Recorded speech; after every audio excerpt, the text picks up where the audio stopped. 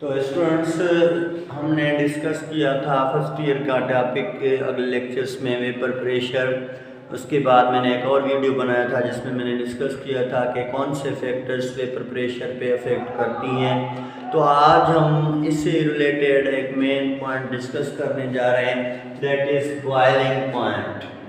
तो सॉरी, तो boiling points क्या होती हैं, व्हाट इज बॉइलिंग पॉइंट, हम इसको डिस्कस करेंगे कि बॉइलिंग पॉइंट क्या है।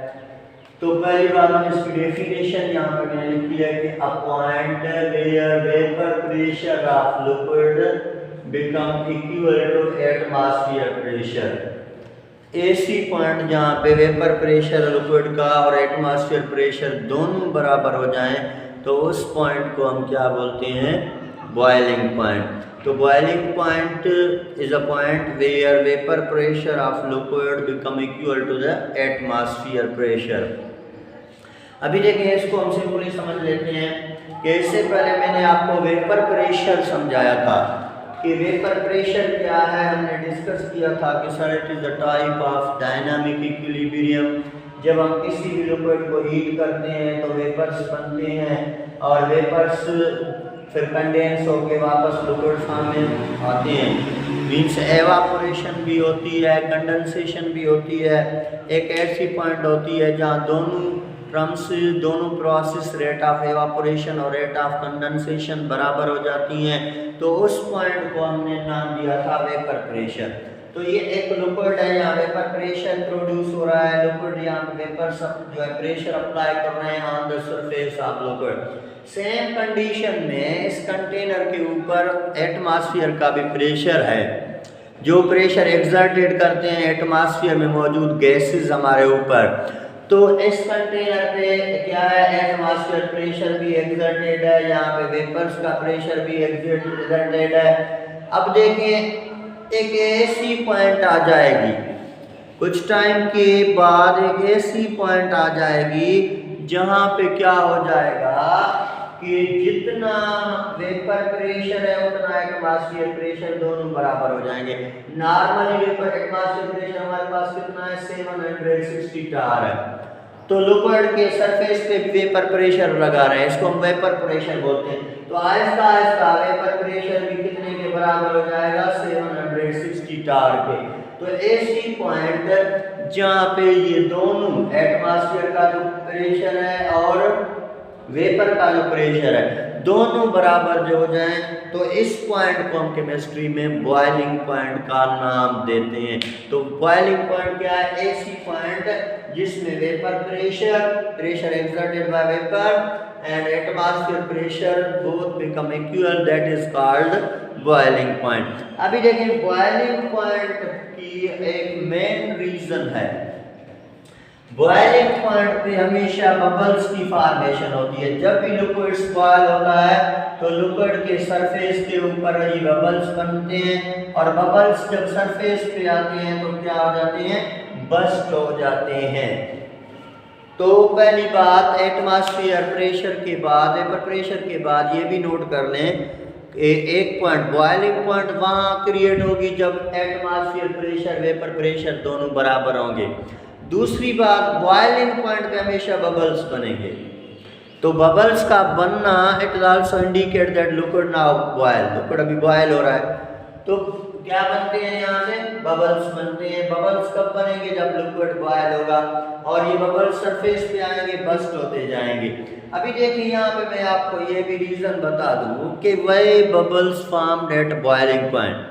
बॉइलिंग पॉइंट की पहचान है, बबल्स बनेंगे तो हम समझ जाएंगे लिक्विड बॉयल हो रहा है। लेकिन ये बबल्स बॉइलिंग पॉइंट से पहले नहीं बनते, बॉइलिंग पॉइंट पे बबल्स क्यों बनते हैं, तो अभी देखें इस चीज को हम डिस्कस करेंगे। तो पहले मैंने आपको बताया कि लिक्विड तब बॉयल होगा जब एटमॉस्फेयर प्रेशर वेपर प्रेशर बराबर होगा।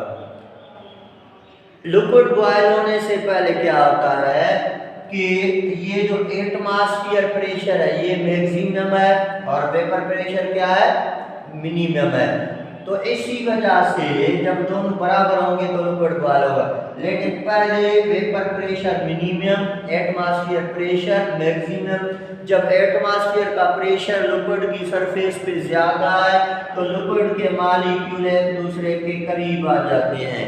क्योंकि एटमॉस्फेयर प्रेशर ज़्यादा है तो it exert more pressure on the surface of liquid, that's liquids come near the equal each other, liquids compressed due to atmosphere pressure. ये आपने समझ लिया। जैसे ही आहिस्ता आहिस्ता क्या होगा, एटमॉस्फेयर प्रेशर और वेपर प्रेशर बराबर होंगे तो वेपर प्रेशर एटमॉस्फेयर प्रेशर दोनों बराबर हो गए, दे आर बैलेंस।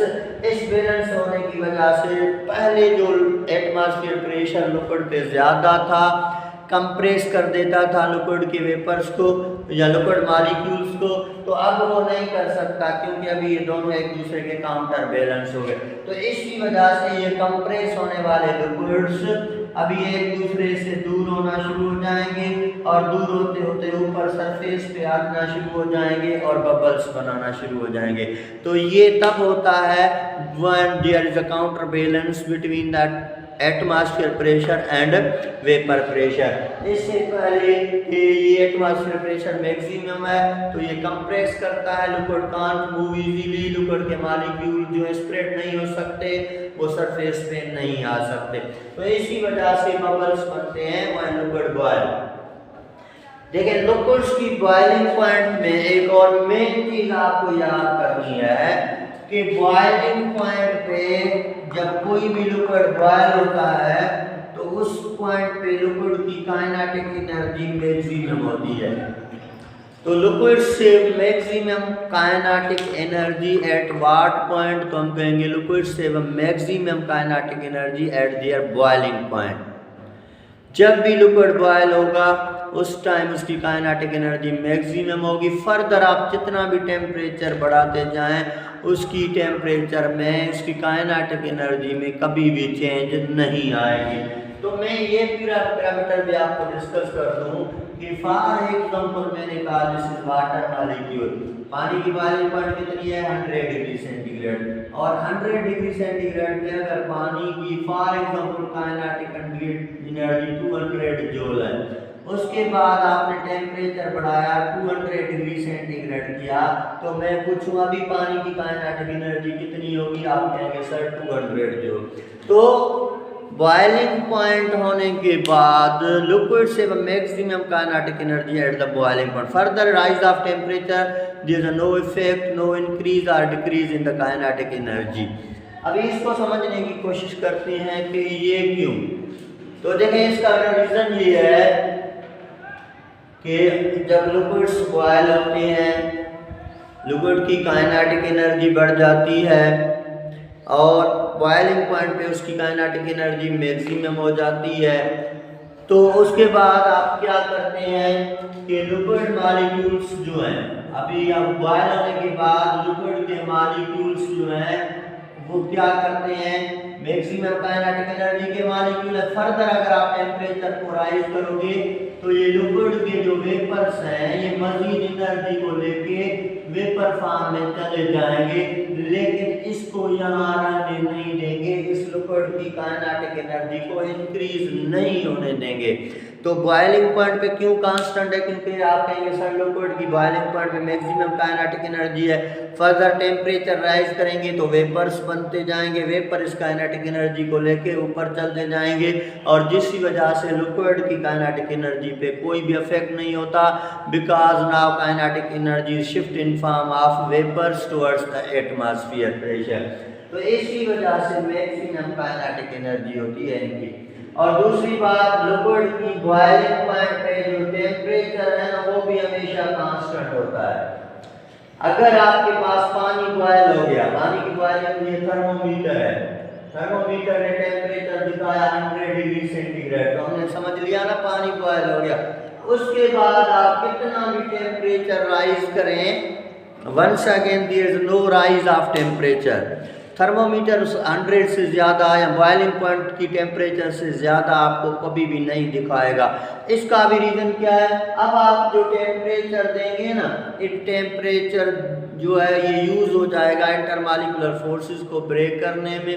वेपर्स इस टेम्परेचर को, एनर्जी को लेके ऊपर चलते जाएंगे। इसी वजह से बॉइलिंग पॉइंट पे हमेशा ये फैक्टर्स होती हैं। तो बॉइलिंग पॉइंट में मेन चीज़ क्या होती है, बॉइलिंग पॉइंट उस पॉइंट को बोलते हैं जहां वेपर प्रेशर और एटमॉस्फेयर प्रेशर बराबर होता है।